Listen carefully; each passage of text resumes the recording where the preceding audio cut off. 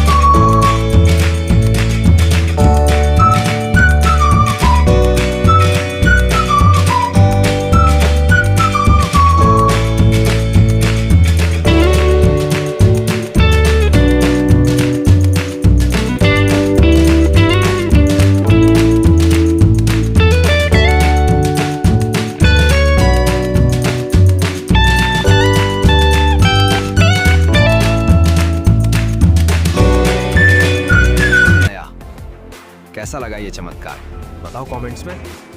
तो अगर आपको भी अपने फोन को नया लुक देना है, राजा मोबाइल आओ।